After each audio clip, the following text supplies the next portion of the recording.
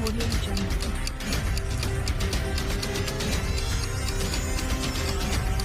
Audio Jungle.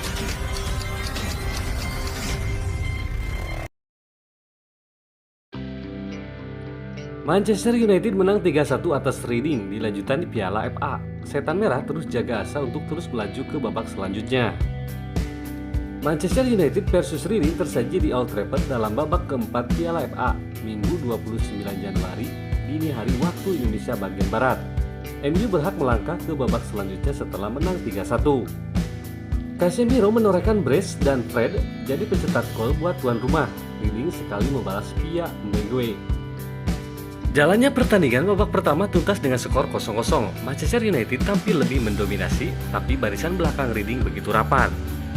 Sebenarnya MU sempat unggul lewat sundulan Marcus Rashford, namun dianulir karena sebelumnya Weghorst dalam posisi offside. Di babak kedua, kebuntuan itu pecah. Gol pertama MU dicetak oleh Casemiro pada menit ke-54. Casemiro mencukil bola setelah mengejar umpan terobosan dari Anthony. 4 menit kemudian, Casemiro bikin gol indah. Sepakan jarak jauhnya sempat membentur barisan belakang Reading, tapi si kulit bundar mengoyak gawang. Fred tambah gol tuan rumah di menit ke-66. Sepakan tumitnya yang ciamik tuntaskan umpan Bruno Fernandes.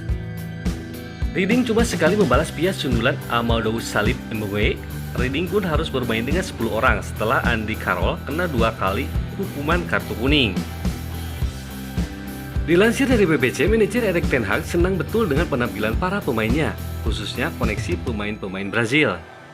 Kami mencetak gol-gol hebat lewat koneksi Brazil, puji ten Hag. Erik ten Hag memuji penampilan 3 pemain Brazil di laga tersebut. Casemiro dan Fred memberikan keseimbangan dan membantu tim jadi dinamis.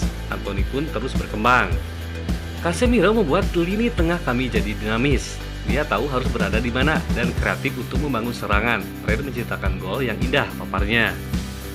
Anthony terus berkembang, lebih banyak bergerak dan mengalirkan bola seperti untuk gol pertama tutupnya.